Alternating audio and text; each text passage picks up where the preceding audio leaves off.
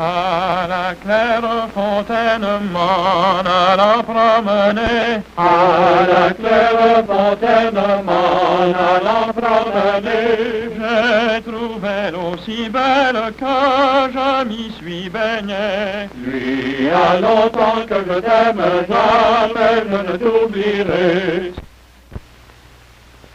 The Indians built their canoes from things of the forest. They built them of bark from the trees. Birch bark was strong and had natural gum that preserved it for long. In the eastern forests were many giant birches. They slit the bark down with a crooked knife, won in trade from the white men, whom they called gens de fer, people of iron. They pried it loose with a wedge of bark. This they did in June, when the sap was running and the bark was moist and loose on the tree. They called the bark wigwas.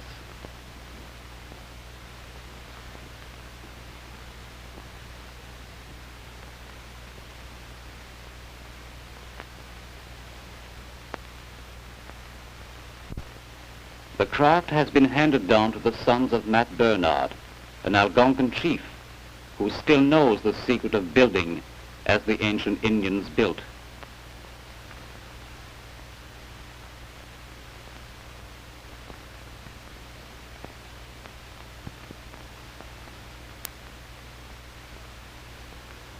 At their camp, Matt and Morris, his son, unrolled the bark, softening it with hot water poured from an iron pot. Such pots could be had from the traders at 1 beaver skin per pound of pot. Then Matt splits the sweet-smelling kijik, or cedar, to make a lining.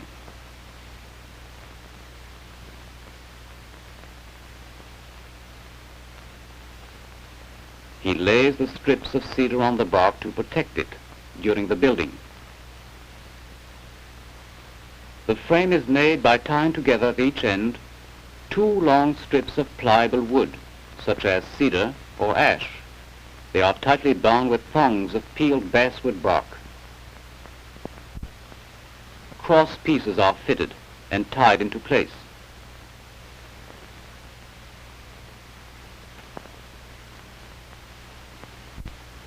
They lay this frame on the bark and anchor it in place with heavy stones.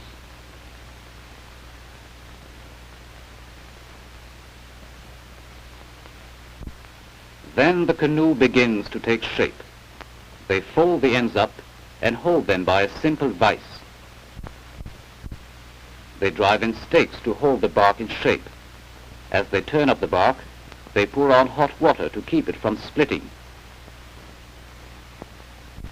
A second strip of bark is slipped in to form the side of the craft.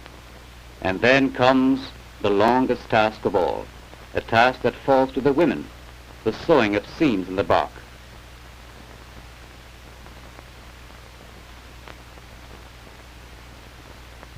The sewing is done with watap, the stubborn spruce root pulled from the ground by the men.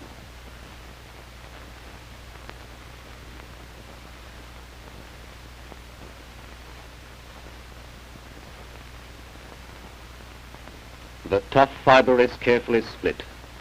Matt follows the grain from side to side, making sure the division is even. Morris peels off the rough outer bark. After soaking in water, the watap is moist and soft for use. Holes are punched with a negus or bone awl.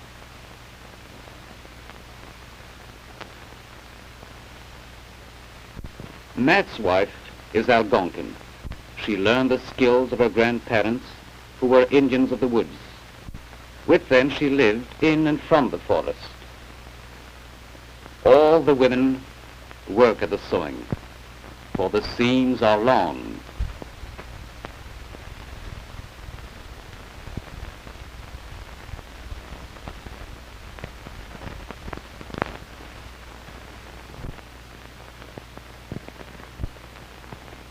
While the women sew, the men go on with the building. A piece of cedar is split into many prongs and bent to form the bow piece. Matt binds it with basswood bark and ties it in such a way that it holds its curve.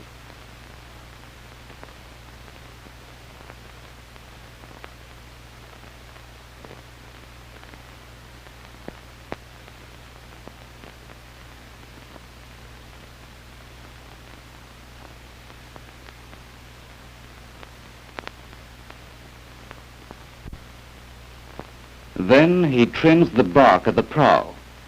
He does not leave it high enough to catch the wind and thus make steering difficult. He cuts it to a curve that will skim the water easily.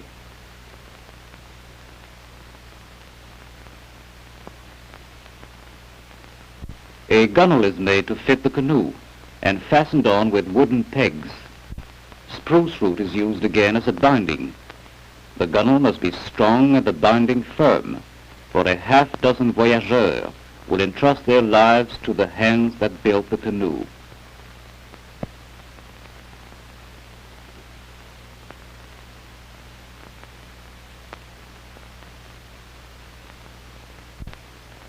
Meanwhile, strips of cedar for the ribs have been put to soak in the river.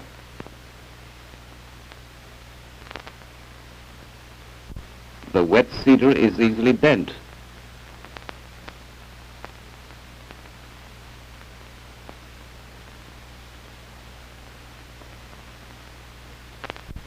Each one is fitted to its own place in the body of the canoe.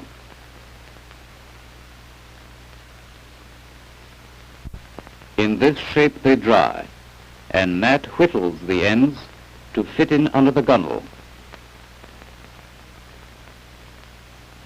Out in the woods again, the women gather minae gobigu, the thick gum that hardens in great drops on the trunk of the spruce tree. This will be used to make the seams watertight.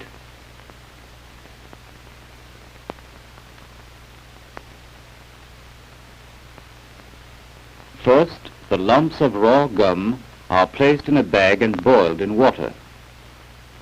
The bits of bark and dirt that cling to the gum are held in the bag, but the clear gum rises to the surface and is skimmed off with a birch bark spoon.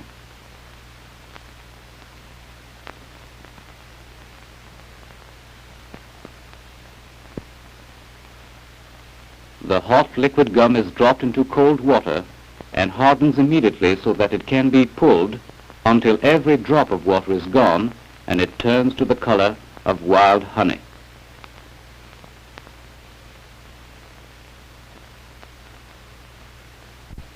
Again it is boiled over the fire, and this time tallow is added. It must be exactly the right amount to make the gum soft enough not to crack in the cold water and yet hard enough not to melt in the hot sun.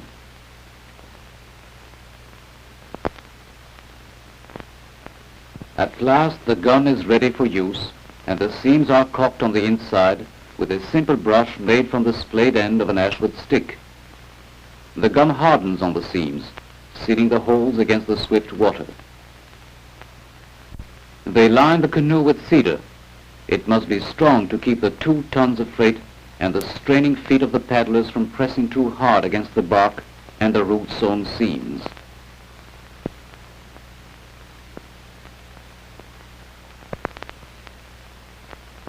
They drive the ribs home with a hammer made from a heavy crooked knot.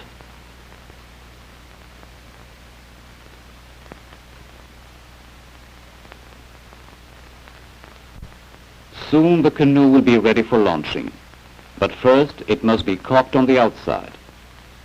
Nat and his wife hand down to the new generation the skill of their hands and the lore of the woods. Here is a strong and graceful canoe built from things of the forest.